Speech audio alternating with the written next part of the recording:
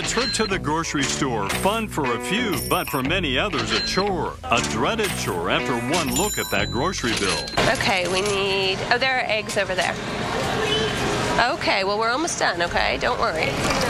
Hannah Middleburg spends about $300 a month buying groceries for her family of 5, which includes her 3 little boys. Like many Americans, she'd like to cut back on her grocery budget. I'm always looking for ways to save, yeah. We do coupons. Saving money on that trip to the grocery store takes more than just cutting out coupons. That certainly helps. But if you're really serious about cutting your grocery budget, it takes a little planning and strategy. Betty Casey, editor of Tulsa Kids Magazine, says there are 3 common mistakes shoppers like Middleburg can make that hike their grocery bill. The first, shopping while hungry. Do you ever shop hungry? Very rarely. Yeah, it's not wise for me.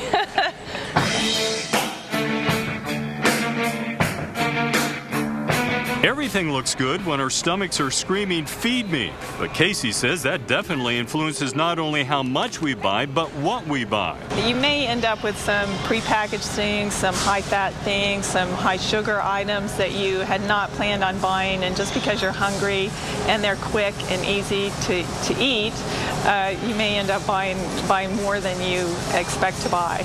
Next on the list, it can cost you more at the grocery store. Too many trips. Even kids pick up on that one. We used to wait in the car for ages for you when you said you were just getting some milk. You'd wait in the car with Daddy, that's right. And I'd go in for a thing of milk and I'd come out with all these bags.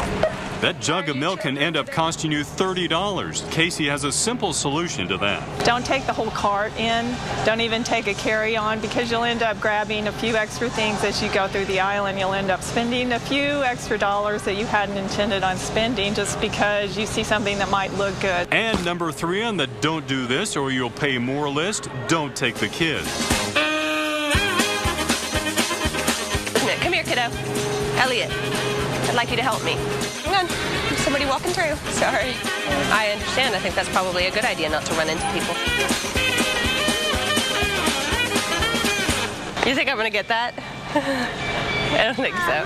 When we take our kids to the store, a lot of times we end up just giving in and buying things we don't need or want. Should we get some fruit? But what if you have to take the kids? Casey says prepare your children before the trip. Maybe saying, you can choose between these 2 types of cereal when you get to the cereal aisle, or we're going to buy these things and you help me look for it. Middleburg takes it a step further. 19 ounces, how much does that cost? She teaches her boys how to be smart and healthy shoppers.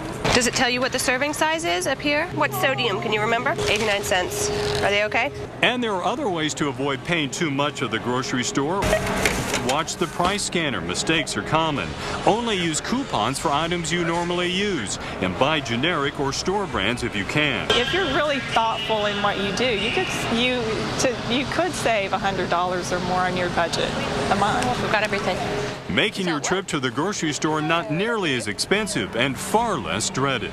I'm Mark Bradshaw, and that's money coverage you can count on.